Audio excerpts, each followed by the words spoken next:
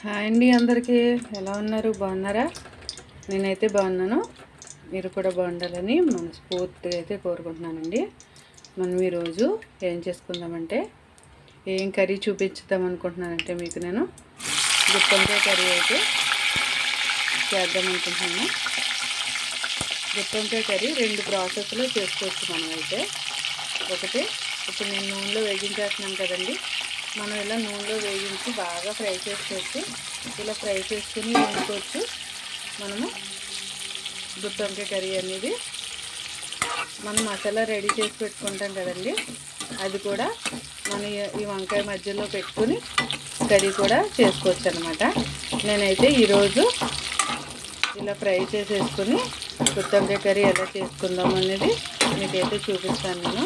చూడండి, గుత్తొంకాయ షేప్కి అయితే నేను ఇలా కట్ చేసుకున్నాను 4 ముక్కల కింద. ఒకవేళ మనకి ముచ్చుకులు సరిగా లేవనుకోండి, వంకాయ ముచ్చుకులు ఉంటాయి కదా, సరిగా లేకపోతే ఇదిగోండి, ఇది చూడండి ఎలా కట్ చేసి పెట్టానో. ఈ వంకాయకి ఇక్కడ ముచ్చుకు తీసేసి మనం ఇలా కూడా కట్ చేసి పెట్టుకోవచ్చు అనమాట. చూడండి, మనకి చాలా చక్కగా ఫ్రై అయిపోయినాయి కదండి. ఇంకా కొంచెం ఫ్రై చేసుకుందాం వంకాయలు.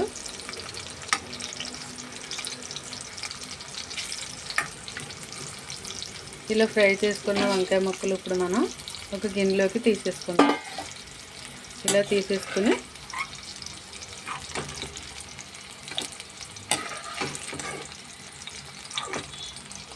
ఇలా వంకాయ మధ్యలో మనం మసాలా రెడీ చేసి పెట్టుకుంటాం కదండి, అవి వేసుకున్నా కూడా ఆ కర్రీకి చాలా బాగుంటాయి. మనం ఇలా చేసుకున్నా కూడా చాలా బాగుంటాయి అన్నమాట. మన ఇష్టం, మనకి నచ్చిన విధంగా మనమైతే చేసుకోవచ్చు. ఇప్పుడు నేను ఏం చేస్తున్నానంటే, అది ఆయిల్ ఉంది కదండి, ఇలా గిన్నెలోకి పెట్టేసుకున్నాను. ఆయిల్లోకి ఇదిగోండి రెండు ఉల్లిపాయలు, ఒక పెద్ద సైజు ఉల్లిపాయలు 2, మరీ పెద్దవి కాదు మరీ చిన్నవి కాదు, 2 తీసుకున్నాను అనమాట. అవి పేస్ట్ చేసి పెట్టుకున్నాను.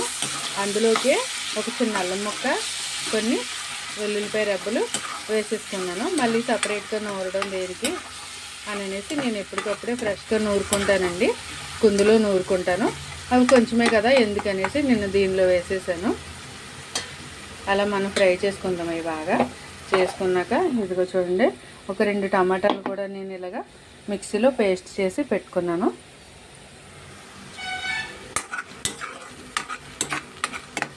ఇది ఫ్రై అయ్యేటప్పుడు మనం కొంచెం కరివేపాకు వేసుకుందాం.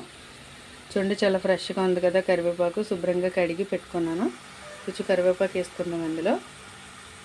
తర్వాత టమాటో పేస్ట్ కూడా వేసి బాగా ఫ్రై చేసుకుందాం.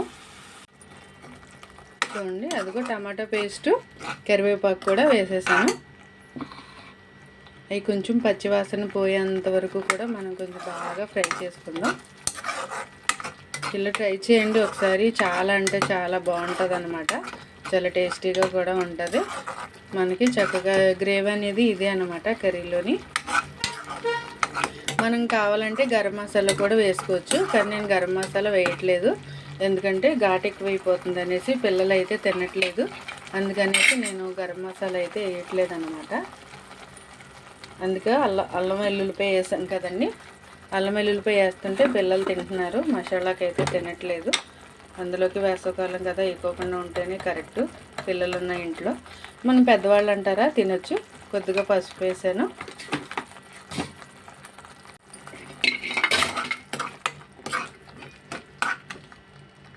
కొంచెం కారం,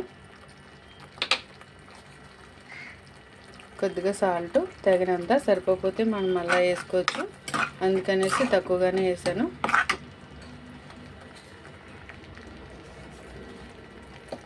అది తక్కువ.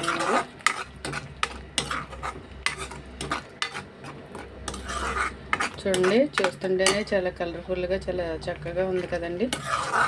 నాకైతే నచ్చింది. మరి మీకు ఎలా అనిపించిందో ఏంటో ఖచ్చితంగా నాకు కామెంట్స్లో చెప్పండి. మీరు చెప్తేనే కదా నాకు తెలిసేది. అయిపోయింది కదండి, కొంచెం వాటర్ వేసుకుందాం. ఈ మిక్సీ గిన్నెలోకి కొంచెం వాటర్ వేసి పెట్టుకున్నాను అనమాట. ఎంతో వేయలేదు, కొద్దిగా వేసాను.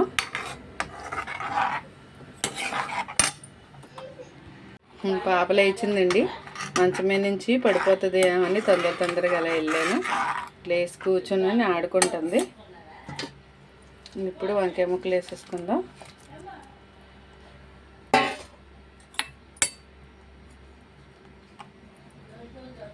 చాలా అంటే చాలా టేస్టీగా ఉంటుంది అనమాట. ఖచ్చితంగా ట్రై చేయండి. అది కొంచెం ఎగిరినిద్దాం, బాగా దగ్గరికి అవనిద్దాం మూత పెట్టుకుని.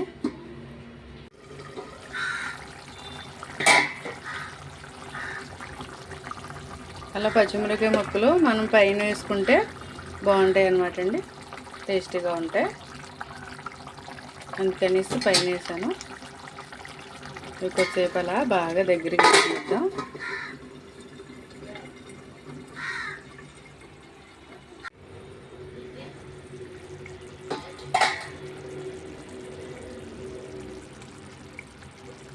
రెడీ అయిపోయింది చూసారండి, బాగా దగ్గరికి వచ్చేసింది. పులుసులాగా కూడా ఏమీ లేదు, చక్కగా ఎగిరిపోయింది అనమాట. ఇలా మనం కట్టేసుకున్నామంటే చక్కగా మనం ఈ గ్రేవీతోనే తినడానికి చాలా బాగుంటుంది అనమాట. గుత్తొంకాయ కర్రీ అయితే చూడండి, మనకి చాలా తక్కువ టైంలో అయిపోతుంది అనమాట అండి, ఎక్కువ టైం పట్టదు ప్రాసెస్. మనమైతే మసాలా రెడీ చేసుకుని ఇవన్నీ అదే కొంచెం ఎక్కువ టైం పడుతుంది అనమాట. మనకి తొందరగా గుత్తొంకాయ కర్రీ తినాలని అనిపించినప్పుడు ఇలా చేసేసుకుంటే మనకి ఈజీగా ఉంటుంది. కొత్తిమీర కూడా వేసుకోవచ్చు అనమాట అండి. నా దగ్గర అయితే కొత్తిమీర లేదు, అందుకని నేను వేయట్లేదు. కొత్తిమీర ఉంటే అసలు కంపల్సరీ ప్రతి కూరలో నేను కొత్తిమీర వేసేస్తానండి. ఎందుకంటే మనకి కొత్తిమీర అనేది చాలా కళ్ళకైతే మనకు మంచిది కదా, అందుకని అనేసి కొత్తిమీర అయితే వేసేస్తూ ఉంటాను. చూడండి, చక్కగా కలుపుకోవడానికి మంచిగా గ్రేవీ వచ్చింది కదండి. చాలా అంటే చాలా బాగున్నది. నేను ఉప్పు సరిపోయిందో లేదో కూడా చూశాను, సరిపోయింది. సాల్ట్ కూడా చక్కగా సరిపోయింది, టేస్టీగా కూడా ఉన్నదనమాట.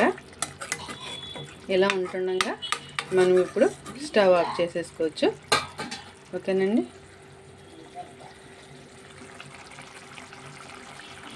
నేనైతే స్టవ్ ఆపేసాను. కర్రీ చూడండి, గుత్తొంకాయ కర్రీ తక్కువ టైంలో మనకి చాలా అంటే చాలా ఈజీగా రెడీ అయిపోయిందనమాట. ఎంతో టేస్టీగా ఉండే గుత్తొంకాయ కర్రీ మనకి ఇలా రెడీ అయిపోయింది. వీటికి ఏమేమి కావాలో ఏంటో మీకు చెప్పాను కదండి. ఓకేనా ఫ్రెండ్స్, నా వీడియో కనుక మీకు నచ్చినట్లయితే ఖచ్చితంగా ఫ్రెండ్స్ లైక్ చేయండి, షేర్ చేయండి. కొన్ని షేర్ చేసినా చేయకపోయినా ఒక్క లైక్ అయితే చేసి సబ్స్క్రైబ్ కూడా చేయండి ఫ్రెండ్స్. ప్లీజ్ రిక్వెస్ట్ చేస్తున్నాను, దయచేసి. ఓకేనా friends, please please please please please subscribe చేసుకోండి. కొత్తగా చూసేవాళ్ళు ఎవరైనా ఉంటే కనుక ఖచ్చితంగా సబ్స్క్రైబ్ చేసుకుంటారని అయితే అనుకుంటున్నాను. మాట్లాడుతున్నాం కదండి, ఫ్లోలో చిన్న చిన్న మిస్టేక్స్ వస్తాయి, ఏమనుకోకండి. ఓకేనా ఫ్రెండ్స్, మరొక వీడియోలో మళ్ళీ కలుద్దాం. బాయ్.